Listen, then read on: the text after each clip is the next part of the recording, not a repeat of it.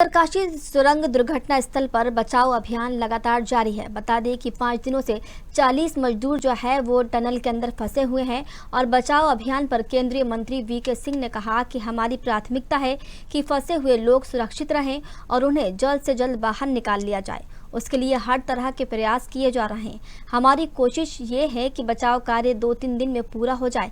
वहीं मुख्यमंत्री पुष्कर सिंह धामी ने राज्य सचिवालय में वरिष्ठ अधिकारियों के साथ उत्तरकाशी सुरंग दुर्घटना के बाद सुरंग में फंसे 40 मजदूरों को निकालने के लिए चल रहे राहत और बचाव कार्य की समीक्षा बैठक की है और कहा कि मशीन इंस्टॉल हो गई है और वहां काम शुरू हो गया है। सभी एक दूसरे के समन्वय के साथ काम कर रहे हैं। स्थिति थोड़ी कठिन जरूर है। सभी लोगों से लगातार संपर्क हो रहा है और उनके लिए सभी व्यवस्थाएं की जा रही हैं। सभी लोग फिलहाल सुरक्षित हैं। को फिट करती है वो मशीन कल वायुसेना के हवाई जहाज से यहाँ पर पहुँच गई है और अब मशीन इंस्टॉल हो गई है। वहाँ पर काम करना भी शुरू कर दिया है। NHI, DCL और भारत सरकार के अधिकारीगण सभी एक दूसरे के समन्वय के साथ वहाँ पर काम कर रहे हैं।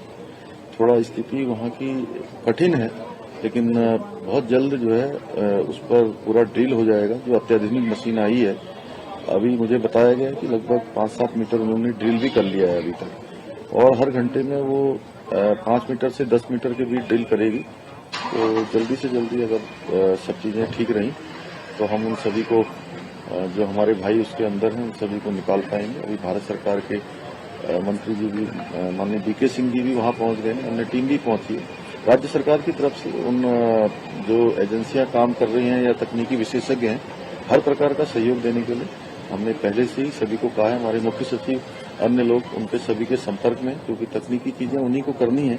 राज्य सरकार उनका भरपूर सहयोग करेगी। जो लोग अंदर हैं सर, उनसे बातचीत भी हुई थी। अब उनकी स्थिति अभी कैसी है? खाना पानी? नहीं, सभी लोग, चूंकि सबसे लगातार संपर्क हो रहा है, खाना, ऑक्सीजन, पानी, सभी व्यवस्थाएं उनके लिए वहां पर की जा रही हैं और सभी संपर्क में हैं, सभी सुरक्षित हैं। सर, लापरवाहियां देखने को उजागर हुई है, किस तरीके से कोई जांच बैठाएंगे सर इस पर? देखिए, चूंकि भारत सरकार के NHI, DCL के द्वारा ये काम किया जा रहा था और सुरंग का काम लगभग पूरा होने वाला था। 400 मीटर लगभग सुरंग बची हुई थी और इसको मॉनिटर भी वही लोग कर रहे थे। लेकिन आगे के लिए जितने भी इस प्रकार की सुरंगों का, टनल्स का, क्योंकि हमारे राज्य में बहुत अधिकार इसकी आवश्यकता भी है और निर्माण कार्य भी हो रहे हैं, हम इन सभी की समीक्षा करेंगे।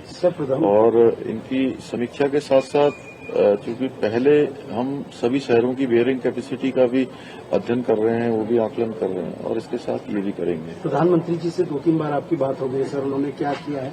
क्योंकि कल ये बात आई थी कि तकनीकी विशेषज्ञ थाईलैंड में जो केव रेस्क्यू हुआ था उस टाइप की टीम से भी समन्वय बनाएंगे। माननीय प्रधानमंत्री जी लगातार स्वयं वहां से वो इस बचाव कार्य को देख रहे हैं, लगातार वो समीक्षा भी कर रहे हैं, हम लोगों से जानकारी भी ले रहे हैं और उनके स्तर से, भारत सरकार के स्तर से, माननीय प्रधानमंत्री जी के स्तर से लगातार सभी को निर्देशित किया गया है। इसलिए सारी एजेंसियां और जो तकनीकी विशेषज्ञ हैं अन्य देशों में भी जो ऐसी कठिन परिस्थितियों में काम करते हैं, वो सारे के सारे जो है इस पूरी घटनाक्रम को और यहाँ से जुड़े हुए हैं। सरकार के द्वारा जो कमेटी गठित की गई थी, उसकी जो प्रारंभिक चीजें निकलकर सामने आई है, यही निकलकर आई है कि पहाड़ कच्चा था। किस तरीके से आप देखते हैं कि पहले अध्ययन होना चाहिए था इस तरीके से? नहीं, देखिए, अभी पहली प्राथमिकता है कि सबसे पहले सबको सुरक्षित निकाला जाए। ये सब चीजें बाद में देखेंगे।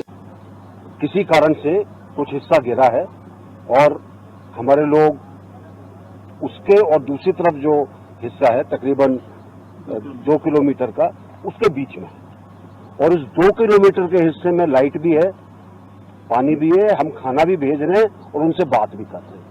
हमारी प्राथमिकता है कि हमारे लोग सुरक्षित रहें।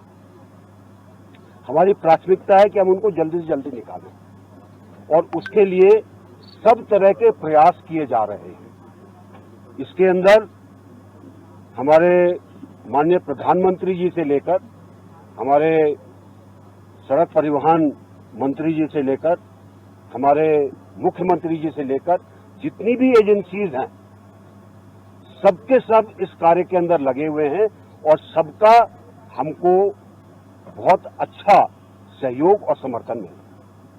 आपका भी उसमें शामिल है।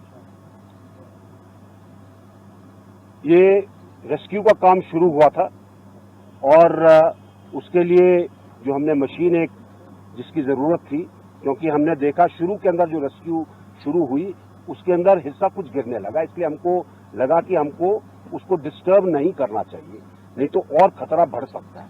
इसलिए एक मशीन लगाई गई जिसके अंदर कुछ रुकावट आई और एक नई मशीन अब काम कर रही है जिसकी पावर भी ज़्यादा है और जिसकी स्पीड भी ज़्यादा है पुरानी मशीन के मुकाबले।